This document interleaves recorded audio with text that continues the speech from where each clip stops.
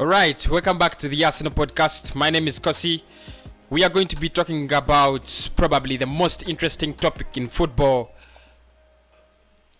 transfers. And Fabrizio Romano, this guy, gives us some hope, and maybe this could be the start of a bright week, because we never had a bright end of the week, but maybe we have a bright start of the week when Fabrizio Romano says Arsenal are expecting something big in the January transfer window.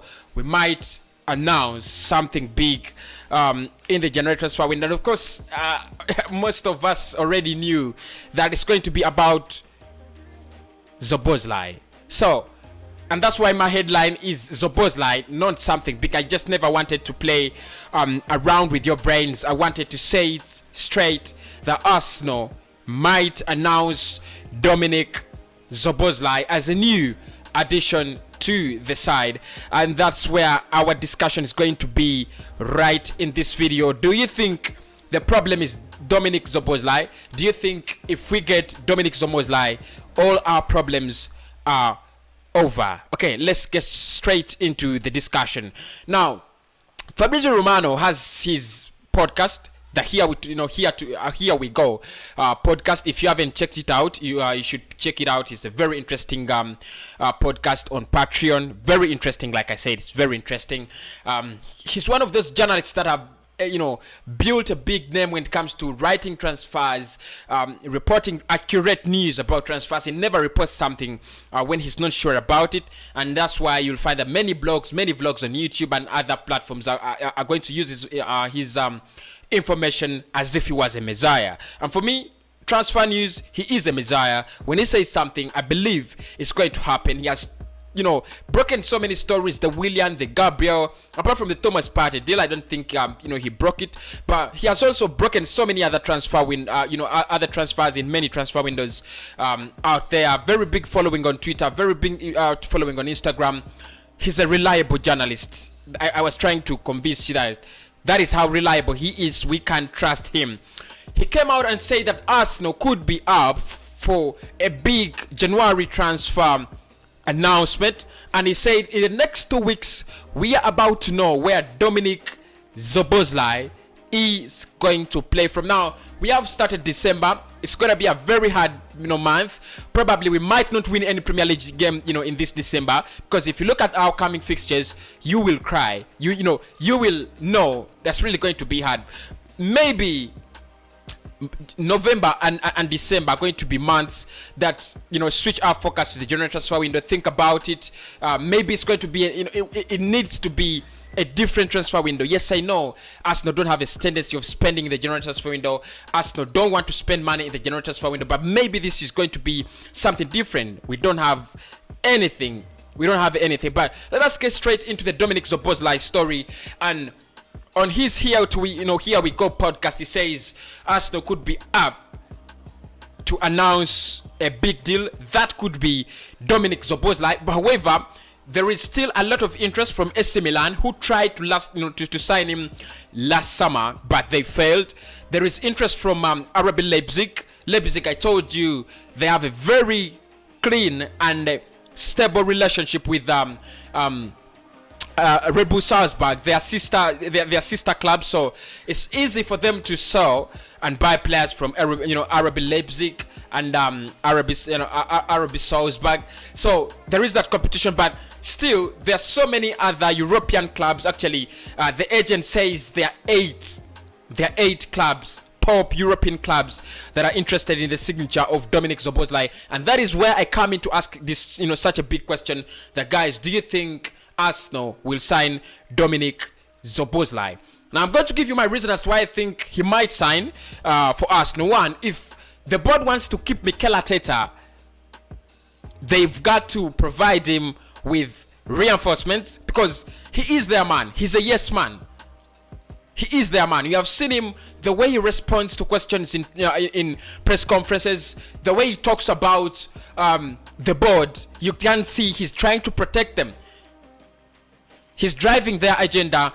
He's protecting their agenda. So there is no way they're going to betray him. They have betrayed Arsene Wenger. They have betrayed everybody. So I think they're going to try to blind the Arsenal fans with such a big transfer, because we know that creativity is the problem that we are lacking.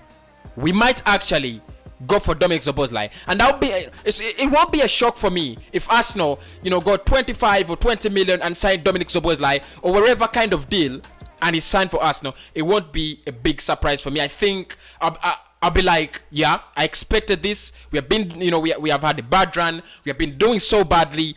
Yeah, I expect us to go for a player like Dominik Szoboszlai. It's the tendency of the Arsenal board. Whenever we have a crisis, whenever we need big solutions, they find a way of blinding Arsenal fans. And the deluded Arsenal fans who don't watch this channel, fortunately, they'll tell you that because you're not an Arsenal fan, why aren't you happy when we have brought in a player? But the truth is, at times these signings are just not enough.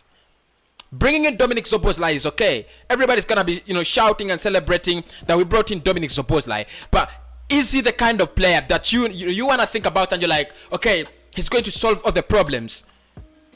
No. Our leading top scorer, Aubameyang, is not scoring goals. Dominik Szoboszlai is not going to score 25 goals in a season. We need to lighten up Aubameyang. We need to create the, to get the creativity. We need the morals. We need a right back, because Hector Bellerin, Ainsley Martinez, and Cedric are not doing their job. We need a person who can partner Gabriel Magalhaes very well, because Luiz and Holding, for me, Luiz is getting out. However good he is, however stable he is this season, he's getting out. And for me, he's not good enough. Then you have to think about Rob Holding, who I think has never been good enough, but he's one of the options we have. So there's so many other problems. Look at that midfield: Granit Xhaka, Thomas Partey, Dani Ceballos. It's only Thomas Partey. We have one player in the midfield, only one player. So bringing in Dominik Szoboszlai is something good. I'll be extremely happy. I'll celebrate.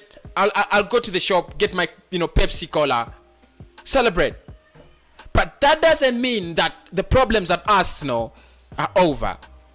He's not going to overturn our season like Bruno Fernandes did at Manchester United. I've always told you this, because the problems of Arsenal are 10 years old. Our problems are 20 years old. Our problems are not Mikel Arteta's reign. They are not Unai Emery's reign. They are not to be solved by the signature of a young 20-year-old in Dominik Szoboszlai. I don't know whether you guys get that, but that is the truth. Szoboszlai is a wonderful player, very wonderful statistics. You bring him in the mess, he's going to get stuck in the mud. He's going to get stuck in the mud.